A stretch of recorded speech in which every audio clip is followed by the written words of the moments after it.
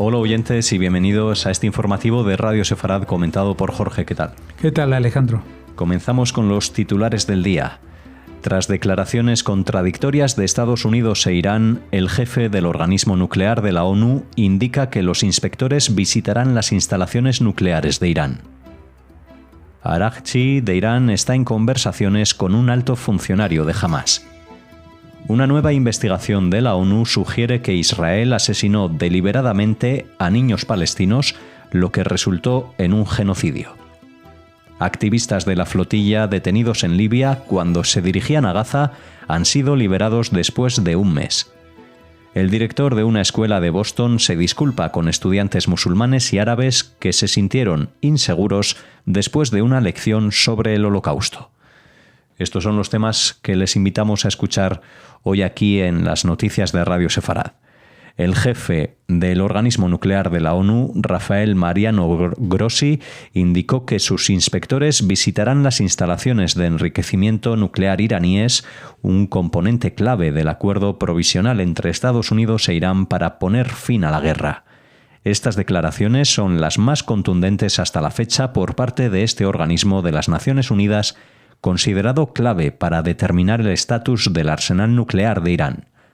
Desde julio de 2025, Teherán ha impedido que el OIEA visite las instalaciones de enriquecimiento donde se cree que la República Islámica almacena suficiente uranio altamente enriquecido como para construir potencialmente hasta 10 armas nucleares. Irán ha sostenido durante mucho tiempo que su programa es pacífico, aunque es el único país del mundo que posee uranio enriquecido hasta un 60% de pureza sin un programa de armas nucleares. Estados Unidos e Irán habían ofrecido estos días declaraciones contradictorias sobre si esos lugares serían inspeccionados.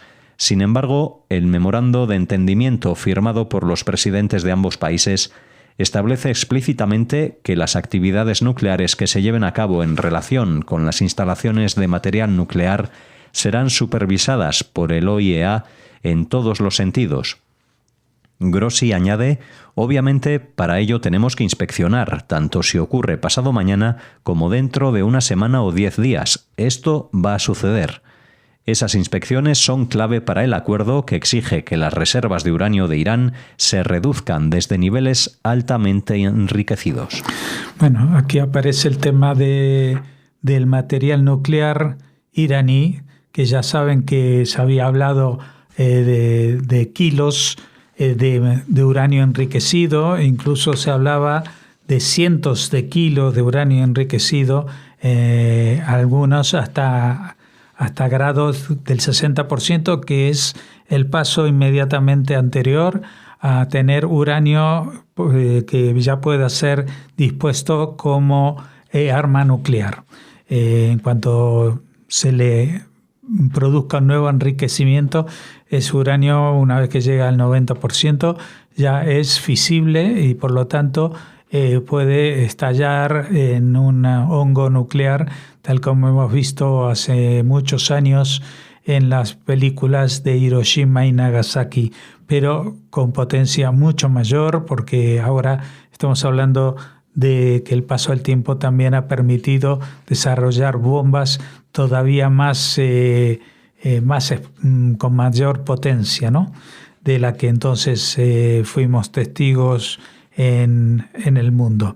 Pero el tema es que, ya saben, desde que incluso se firmó aquel tratado por el cual se establecía una moratoria en el desarrollo de las bombas nucleares o de este tipo de armamento, fue firmado en el 2015, pero luego cuando llegó Trump, pues Estados Unidos se salió de ese tratado, que básicamente, como decía, se suponía que Irán postergaba el desarrollo, pero que nunca se cumplió por parte de las autoridades iraníes, y lograron avanzar casi sin inconvenientes hacia el desarrollo del armamento nuclear, que estaba a días de estar ya operativo cuando se lanzó esta última batalla de la guerra contra Irán, en la que participaron Estados Unidos e Israel desde el 28 de febrero, unos 40 días. Allí, si bien se bombardearon instalaciones nucleares, lo que no se consiguió es hacerse con el uranio ya enriquecido. Entonces ese material se encuentra a muy buen recaudo en algún sitio y en el momento en que haya un mínimo atisbo de acuerdo de paz, pues Irán volverá a desarrollarlo y a ponerlo en sus misiles, que cada vez tienen mayor alcance y que estarían amenazando no solamente a Israel, sino a a todo el Medio Oriente, incluso a posiciones de Estados Unidos, no en el Estados Unidos continental, pero sí, por ejemplo, en algunas islas del Pacífico o del Índico que pertenecen a Estados Unidos y que estarían a la distancia de ataque nuclear que Irán podría poner en marcha. Evidentemente esto es algo inaceptable, especialmente para los países cercanos y especialmente a Israel, que sería su primer y gran objetivo.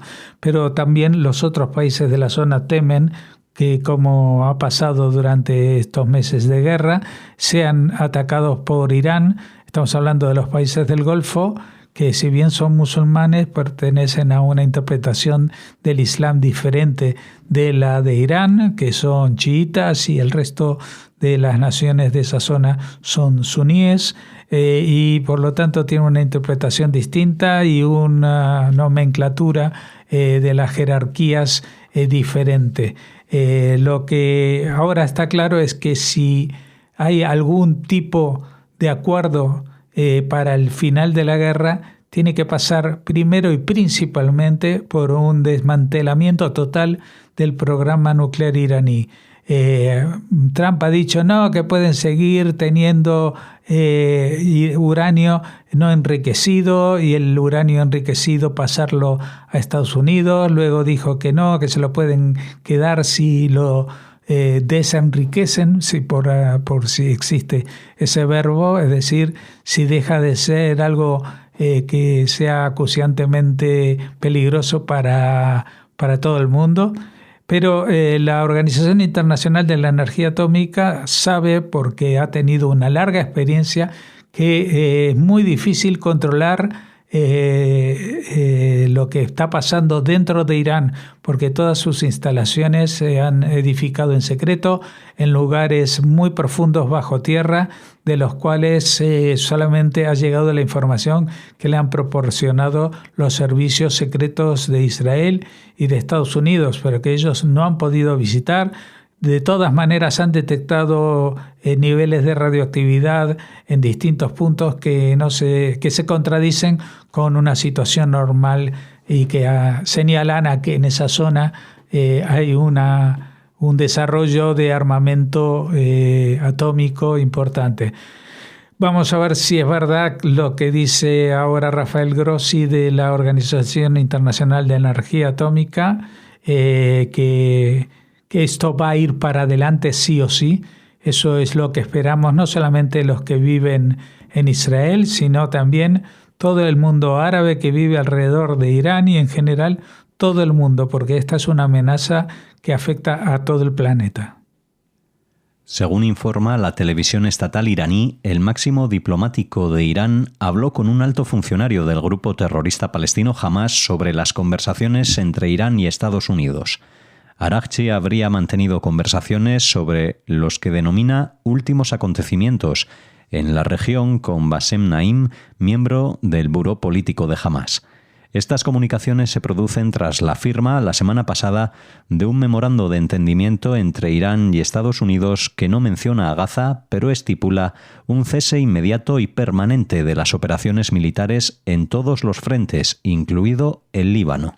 Sí, ayer mismo comentábamos las reuniones secretas de los franceses con Hamás para ver cómo se les puede ayudar yo lo digo con sorna, pero quizás no sea algo tan ficticio, porque también vemos que Irán está haciendo lo posible para que si firma algo se beneficien de ello, no solamente la capital del terror de Medio Oriente en Teherán, sino también las fuerzas subsidiarias, los proxies, como son Hezbollah, el que quiere meter también en la negociación, y también Hamás. Todos entran en esta negociación, excepto Israel, al que ni siquiera son capaces de mencionar por su nombre. Una nueva investigación de la ONU afirma que Israel atacó y asesinó deliberadamente a niños palestinos como parte de una estrategia para destruir la continuidad biológica de los palestinos en Gaza. El informe fue publicado el martes por la Comisión Internacional Independiente de Investigación de la ONU. El periodo de recopilación de datos finalizó el 31 de marzo de 2026. El informe pretende examinar las violaciones y los crímenes cometidos contra niños palestinos por las fuerzas de seguridad israelíes desde el 7 de octubre de 2023, que han provocado la muerte de, abrimos comillas, al menos 20.179 niños y lesiones a 44.143. El documento califica el asesinato de niños palestinos de deliberado y afirma que Israel utiliza torturas, tratos inhumanos y degradantes, incluyendo violencia sexual y de género contra los niños palestinos. Cabe destacar que los informes de la ONU consideran niño a todo ser humano menor de 18 años. Israel ha declarado que alrededor del 40% de los fallecidos en Gaza pertenecían a Hamás, un porcentaje históricamente alto si se tiene en cuenta que Hamás utilizó sistemáticamente escudos humanos con trampas explosivas en casi todas las viviendas de zonas como Rafah y hospitales y escuelas utilizados habitualmente como centros de mando. Una parte importante de los considerados como niños asesinados han sido combatientes de Hamás de 16 y 17 años que portaban armas y representaban un peligro para las tropas israelíes, igual que los operativos de Hamás, mayores de 18 años. Israel tiene en curso más de 3.000 pesquisas preliminares y más de 100 investigaciones penales sobre su propia conducta. Debido a que la guerra continúa casi sin interrupción desde el 7 de octubre, aún no ha podido presentar su versión completa sobre diversos incidentes específicos, pero probablemente lo hará en el próximo año. Israel ha admitido graves errores en los casos de Wall Central Kitchen, la Media Luna Roja Palestina, periodistas de Reuters y otros. Esto significa que cuando Israel rechaza otras acusaciones, debe considerarse creíble.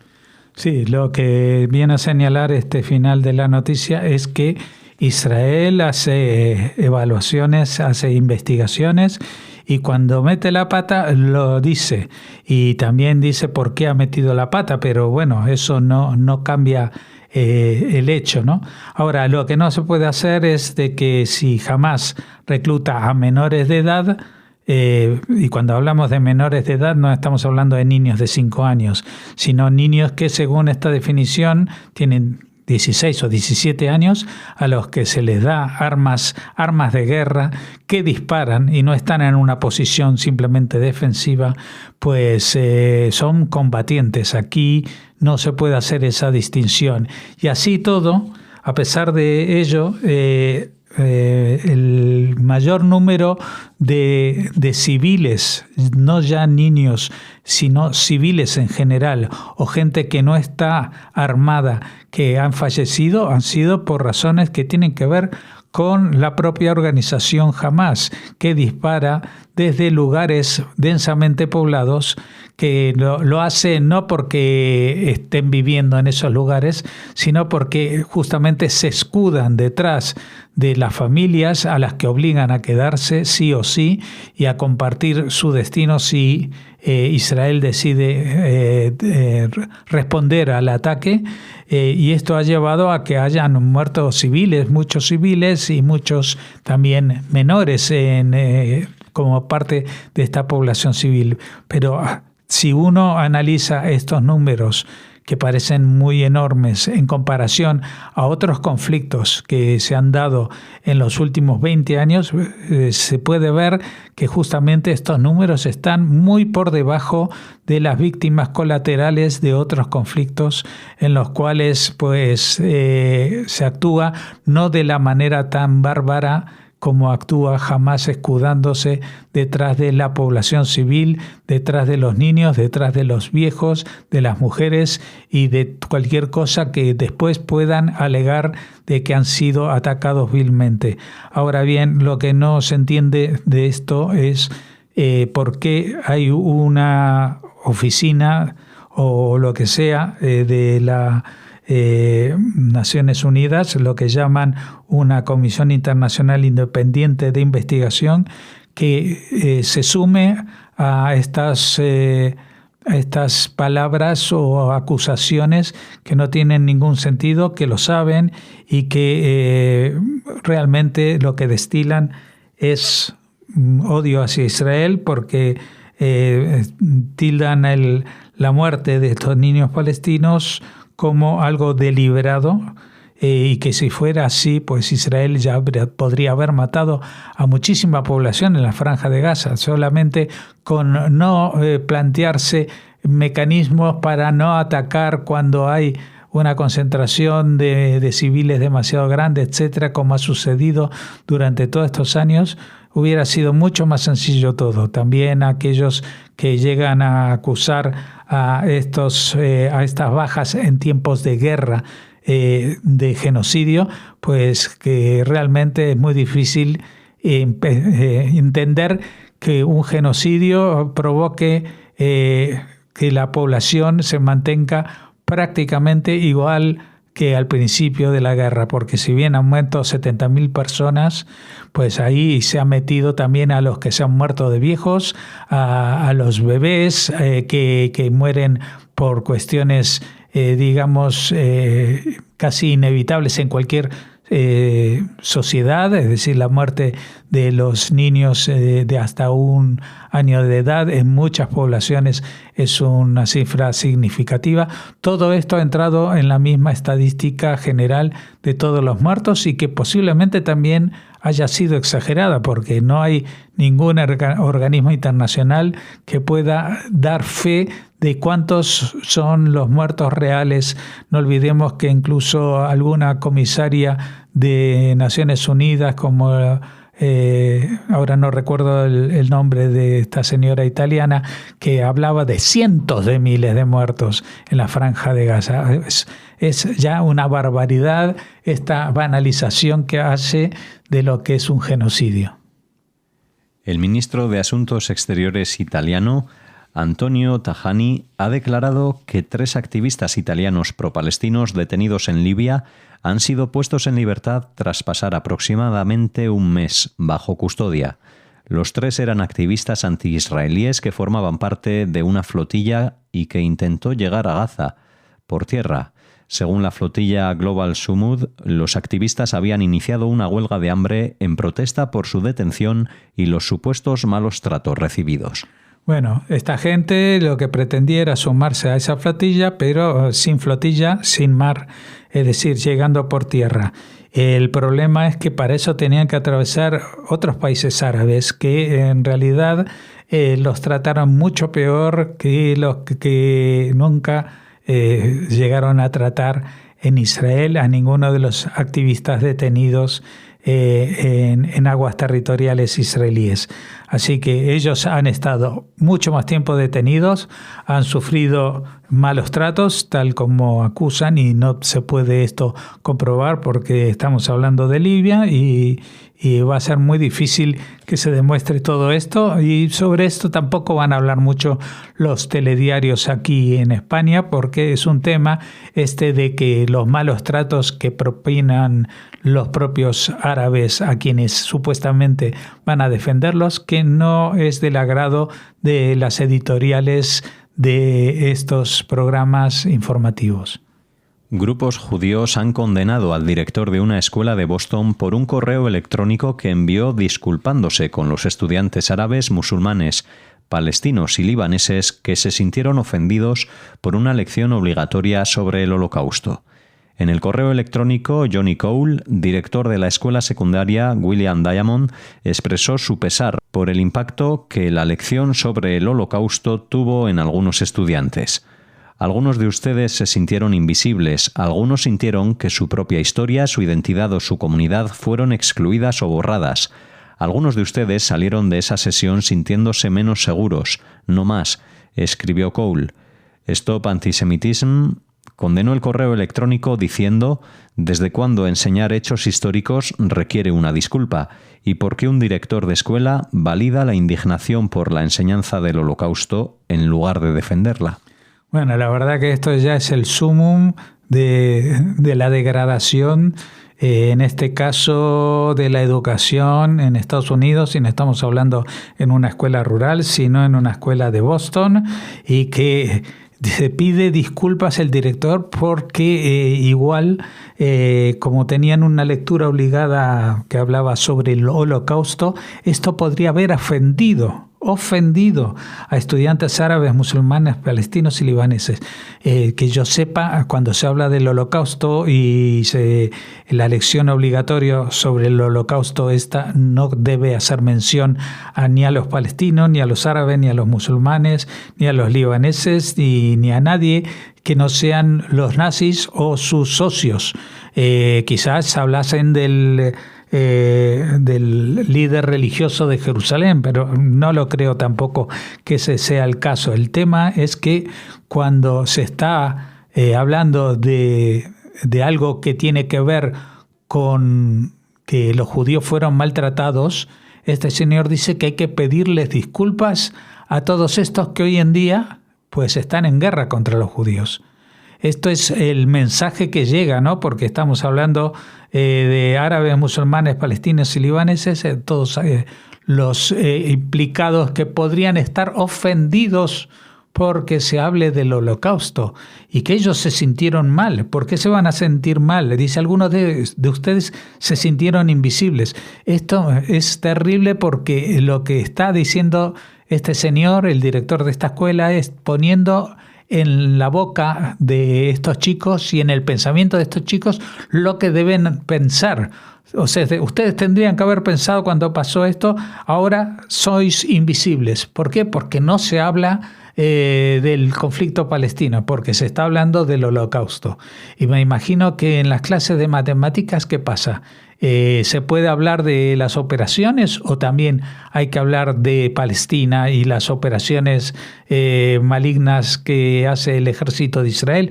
Yo ya no sé lo que pensar, pero lo que sí estoy viendo es que lo que se había hablado y se viene hablando en estos últimos años de la infiltración y la degradación de la cultura estadounidense es cada día más patente y en lugares tan emblemáticos como el propio Boston. Aquí finalizamos este informativo, volveremos mañana con más noticias.